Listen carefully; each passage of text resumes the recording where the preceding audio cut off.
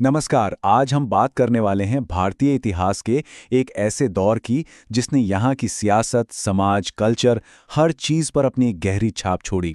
जी हाँ, हम बात कर रहे हैं दिल्ली सल्तनत की। और ये कोई छोटा मोटा दौर नहीं था। हम बात कर रहे हैं पूरे 320 साल की। सोचिए, 1206 से लेकर 1526 तक का एक लंबा सफर। और पता है, इन 3 सदियों में दिल्ली की गद्दी पर कोई एक खानदान नहीं बैठा, नहीं, बल्कि एक के बाद एक 5 अलग-अलग राजवंशों ने यहां हुकूमत की। तो चलिए एक नज़र डालते हैं इस लंबे सफ़र पर। शुरुआत होती है मामलुक यानी गुलाम वंश से, फिर आते हैं खिलजी, जिनके दौर में सल्तनत अपने चरम पर पहुंची। उनके बाद आया तुगलकों का सबसे लंबा शासन, फिर आए कमज़ोर सैयद और आखिर में लोधी वंश, जिनके साथ ही इस सल्तनत का सूरज डूब गया। तो सवाल ये है कि ये कहानी शुरू कहां से हुई। देखिए, इसकी जड़ें हमें ले जाती हैं 1192 में, तराइन की दूसरी लड़ाई में। ये एक टर्निंग पॉइंट था। जब पृथ्वीराज चौहान की हार हुई तो समझिए उत्तर भारत में तुर्क शासन की नींव पड़ गई। और यहीं से कहानी एक बहुत ही दिलचस्प मोड़ लेती है। 1206 में मोहम्मद गोरी की मौत हो जाती है। अब गद्दी पर कौन बैठेगा? उसका कोई बेटा नहीं। कमान संभाली उसके एक गुलाम सेनापति ने, जिसका नाम था कुतुबुद्दीन ऐबक, और उसी ने दिल्ली सल्तनत की बुनियाद रखी। और बस इसी वजह से जो पहला राजवंश था उसे मामलूक या गुलाम वंश कहा गया। क्यों? क्योंकि इसके जो शुरुआती सुल्तान थे वो कभी न कभी गुलाम थे। ऐबक अपनी दरिया दिली के लिए बहुत मशहूर था। लोग उसे लाख बख्श कहते थे, मतलब लाखों का दान देने वाला। आज जो हम दिल्ली की शान कुतुब मीनार देखते हैं, उसका काम उसी ने शुरू करवाया था। उसने कुछ मस्जिदें भी बनवाई, जिनके लिए कहा जाता है कि पुराने मंदिरों का सामान इस्तेमाल किया गया। और एक और दिलचस्प बात, उसने दिल्ली से राज नहीं किया, बल्कि लाहौर से किया। लेकिन ज्यादातर इतिहासकार ऐबक को सिर्फ संस्थापक मानते हैं, असली संस्थापक नहीं। वो ये दर्जा देते हैं उसके दामाद और गुलाम इल्तुतमिश को। सोचे, एक गुलाम का गुलाम, और उसी ने इस सल्तनत को सही मायनों में एक मजबूत शक्ल दी। इल्तुतमिश का सबसे बड़ा एडमिनिस्ट्रेटिव रिफॉर्म था इक्तादारी सिस्टम। अब ये था क्या? ये एक बहुत ही क्लेवर सिस्टम था। इसमें जो बड़े बड़े मिलिट्री कमांडर होते थे, उन्हें कैश सैलरी की जगह जमीन का एक टुकड़ा दे दिया जाता था, जिसे इक्ता कहते थे। वो उस इलाके से टैक्स वसूलते, अपनी सेना का खर्चा चलाते, और जो पैसा बचता वो सुल्तान को दे देते थे। इल्तुतमिश ने सल्तनत को मजबूत करने के लिए एक के बाद एक कई बड़े फैसले लिए। सबसे पहले वो राजधानी को लाहौर से दिल्ली ले आया। फिर बगदाद के खलीफा से मान्यता लेकर अपने राज को एक लीगल स्टेटस दिलवाया। उसने अपने 40 वफादार तुर्क सरदारों का एक ग्रुप बनाया, जिसे चालीसा कहते थे। सल्तनत की अपनी करेंसी चलाई, चांदी का टका और तांबे का जीतल। और हाँ, जो कुतुब मीनार ऐबक ने शुरू की थी, उसे पूरा भी उसी ने करवाया। इल्तुतमिश ने एक बहुत ही रेवोल्यूशनरी कदम उठाया। उसने अपने बेटों को छोड़कर अपनी बेटी रज़िया को अपना वारिस चुना। सोचिए, उस जमाने में यह कितनी बड़ी बात रही होगी। रज़िया सुल्तान बहुत काबिल थीं, लेकिन जो तुर्क अमीर थे, उन्हें एक औरत का हुक्म मानना गवारा नहीं हुआ। उन्हें यह भी पसंद नहीं आया कि वो पर्दा छोड़कर मर्दों की तरह दरबार चलाएं। और बस उन्होंने साजिश की और उसे तख्त से हटा दिया।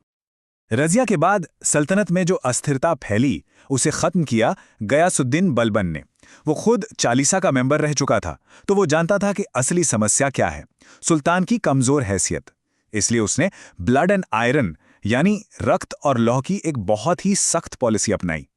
उसने एक थ्योरी दी कि सुल्तान पृथ्वी पर ईश्वर की छाया है, मतलब सुल्तान की इज्जत वापस लानी है, उसका दबदबा कायम करना है। बलबन के बाद उसके उत्तराधिकारी कमजोर निकले, और फिर आया एक बड़ा बदलाव, जिसे इतिहास में खिलजी क्रांति कहते हैं। और इसी खिलजी वंश में आया दिल्ली सल्तनत का शायद सबसे ताकतवर, सबसे एम्बिशियस सुल्तान अलाउद्दीन खिलजी। अलाउद्दीन एक जबरदस्त मिलिट्री जीनियस था।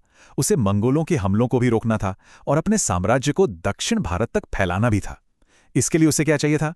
एक बहुत बड़ी, मजबूत सेना। तो उसने पहली बार एक परमानेंट स्टैंडिंग आर्मी बनाई, जिसे कैश में सैलरी दी जाती थी। और सेना में करप्शन रोकने के लिए उसने दाग और चेहरा सिस्टम शुरू किया। मतलब घोड़ों को दागा जाता था और सैनिकों का पूरा हुलिया दर्ज होता था, ताकि कोई गड़बड़ ना हो सके। अब सवाल यह था कि इतनी बड़ी सेना को कम सैलरी में कैसे मेंटेन किया जाए। इसके लिए अलाउद्दीन ने एक गजब का इकोनॉमिक एक्सपेरिमेंट किया। उसने बाजार की हर जरूरी चीज का दाम फिक्स कर दिया, और इसे लागू करने के लिए सजाएं इतनी सख्त थी कि कोई सोच भी नहीं सकता। कहते हैं कि अगर कोई दुकानदार वजन में जरा भी हेरफेर करता था तो उतना ही मांस उसके शरीर से काट लिया जाता था। सोचिए जरा। खिलजी वंश के बाद आया तुगलक वंश का दौर, और इसी के साथ आया सल्तनत का सबसे पढ़ा लिखा लेकिन शायद सबसे कंट्रोवर्शियल सुल्तान, मोहम्मद बिन तुगलक। उसे अक्सर बुद्धिमान मूर्ख या समझदार बेवकूफ कहा जाता है, और ये नाम उस पर एकदम फिट बैठता है। वो एक ब्रिलियंट स्कॉलर था, उसे फिलॉसफी से लेकर साइंस तक सब आता था, लेकिन उसकी जो बड़ी बड़ी योजनाएं थीं वो ज़मीनी हकीकत से इतनी दूर थीं कि एक के बाद एक सब डिजास्टर साबित हुईं। एक एक करके उसकी योजनाओं को देखिए, सब विनाशकारी थी। उसने गंगा यमुना के सबसे उपजाऊ इलाके में टैक्स ठीक उस वक्त बढ़ा दिया जब वहां अकाल पड़ा हुआ था। फिर उसने हुक्म दिया कि पूरी की पूरी राजधानी दिल्ली से दक्षिण में दौलताबाद शिफ्ट होगी। इस चक्कर में हजारों लोग रास्ते में ही मारे गए। उसकी टोकन करेंसी की योजना नकली सिक्कों की बाढ़ में डूब गई, और उसके 2 बड़े मिलिट्री अभियानों ने तो शाही खजाने को बिल्कुल ही खाली कर दिया।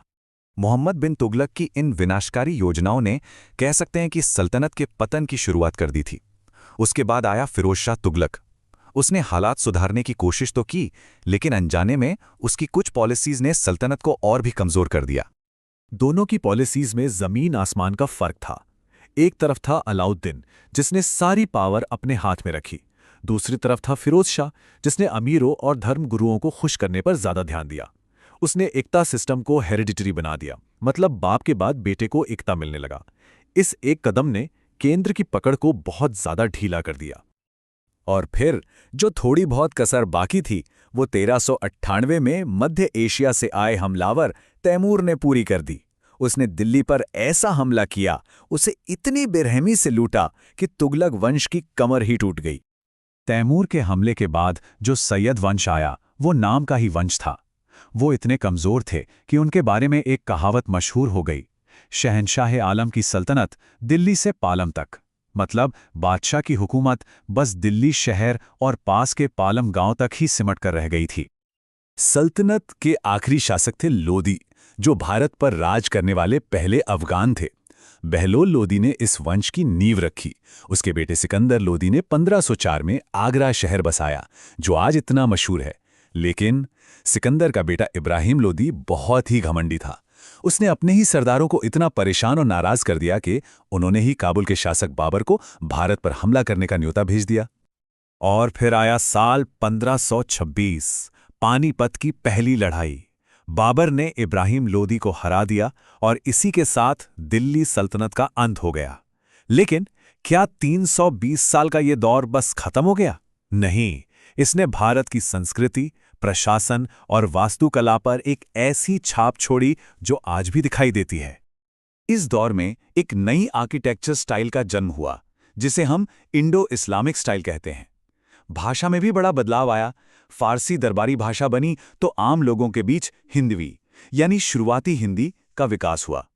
ये अमीर खुसरो का दौर था, जिन्हें सितार और कव्वाली जैसी चीजों का जनक माना जाता है।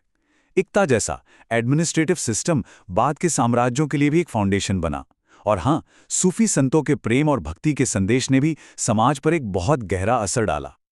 तो आखिर में ये सवाल सोचने वाला है कि सल्तनत के सुल्तानों ने, चाहे वो अलाउद्दीन की मार्केट कंट्रोल पॉलिसी हो या मोहम्मद बिन तुगलक के फेल्ड एक्सपेरिमेंट्स, शासन और अर्थव्यवस्था में कई बड़े प्रयोग किए, क्या आज के दौर में उनकी सफलताओं और खास तौर पर उनकी बड़ी बड़ी गलतियों से गवर्नेंस और इकोनॉमिक पॉलिसी के बारे में कोई सबक सीखा जा सकता है? और एक आखिरी सवाल, इस दौर की विरासत बहुत कॉम्प्लेक्स है, बहुत मिली-जुली है। इसमें कल्चरल फ्यूजन भी है तो कॉन्फ्लिक्ट भी है, निर्माण भी है तो विनाश भी है। तो इस जटिल अतीत को, इस कॉम्प्लिकेटेड हिस्ट्री को हम आज कैसे देखें और कैसे समझें? ये एक ऐसा सवाल है जो शायद हमेशा हमारे साथ रहेगा।